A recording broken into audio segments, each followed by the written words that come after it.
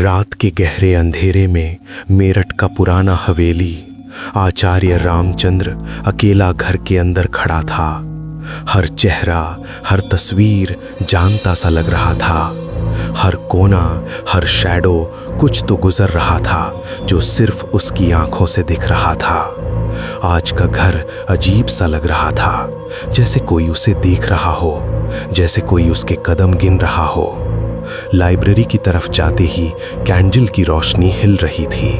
हर रोशनी के साथ shadow movement, और एक थोड़ी देर के लिए कुछ और भी उसके सामने आया।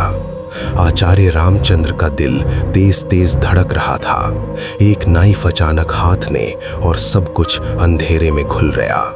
उसकी चीख और फिर एक खामोशी, जैसे हवेली ने उसे निगल लिया हो। NY में रश्मिका अपने अकेले अपार्टमेंट में थी। उसका दिमाग तेज तेज धड़क रहा था। मिरर में देखा, आचार्य रामचंद्र जिंदा था और मरा हुआ चेहरा उसके सामने था। रश्मिका का सांस रुक सा गया। कैसे हो सकता है ये? कैसे एक ही रूह दो जगह हो सकती है? तभी याद आया, ट्रेन में वो आदमी जो घर का नक्शा समझा रहा था, वो खुद आचार्य रामचंद्र ही था। एक ही रूह, अलग जन्म, और दोनों का राज अब सामने था। घर के अंदर एक पुरानी तस्वीर दीवार पर लगी थी, और उस तस्वीर में आचार्य रामचंद्र का चेहरा बिल्कुल उसकी आंखों के सामने था, जैसे ये हवेली उसके लिए बना ही उसको पकड़ने के लिए। रश्मिका मिरर के सामने खड़ी थी। आचार्य रामचंद्र जिंदा था, हाथ उसकी तरफ बढ़ा रहा था और आवाज हवा के साथ गूंज रही थी। तुम, मैं, एक ही, और अब हमेशा। रश्मिका के सामने आचार्य रामचंद्र का रिफ्लेक्शन चल रहा था, पर असली रामचंद्र नहीं था।